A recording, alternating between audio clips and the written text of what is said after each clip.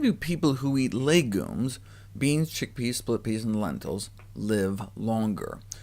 Well, men and women who eat legumes tended towards being lighter, having a slimmer waist, lower blood sugars, lower cholesterol, lower triglycerides, better kidney function, lower blood pressure, so no surprise may live longer. But, interestingly, bean intake was a better protectant against mortality in women than men. They think this may be because cancer was the leading killer of women in this population, especially breast cancer. And we know that breast cancer survivors who eat soy foods, for example, have significantly lower likelihood of cancer recurrence. Eating soy foods appears to protect against the cancer coming back.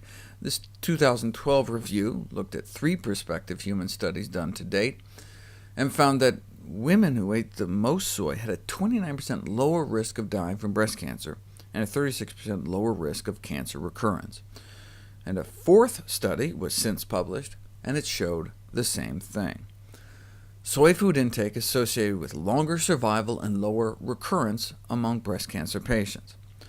With an average intake of soy phytonutrients above 17 milligrams a day, which is about what's found in a single cup of soy milk, the mortality of breast cancer may be able to be reduced by as much as 38%.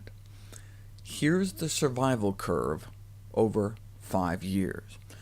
The purple line represents the survival of the women with the highest soy consumption. As you can see, after 2 years, all the breast cancer survivors eating lots of soy were still alive. But a quarter to a third of the women who ate the least soy were dead. And after 5 years, 90% of the tofu lovers were still alive and kicking, whereas half of the tofu haters kicked the bucket.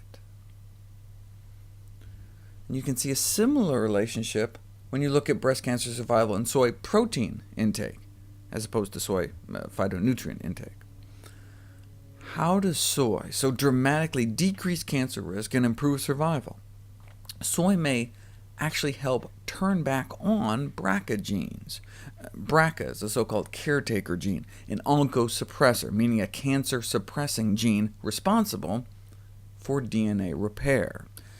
Mutations in this gene can cause a rare form of hereditary breast cancer, popularized by Angelina Jolie's public decision to undergo a preventive double mastectomy. But only about 5% of breast cancers run in families. So 95% of breast cancer victims have fully functional BRCA genes. So if their DNA repair mechanisms are intact, how did breast cancer form, grow, and spread? Well, tumors do it by suppressing the expression of the gene through a process called methylation.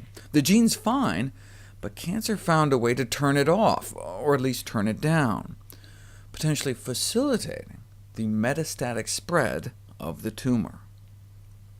And that's where soy may come in.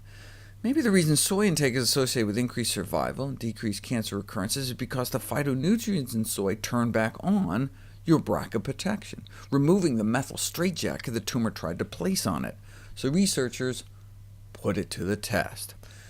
These are 3 different types of human breast cancer, specially stained, so that the expression of BRCA genes turns up brown.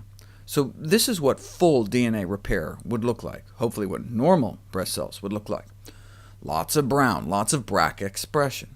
But instead we have column 2, raging breast cancer.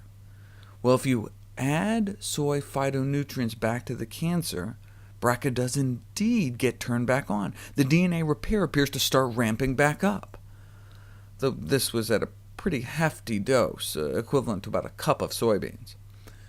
The results suggest that treatment with soy phytonutrients might reverse DNA hypermethylation and restore the expression of the tumor suppressor genes BRCA1 and BRCA2. May help with other breast cancer genes as well. Women at increased genetic risk of breast cancer may especially benefit from high soy intake.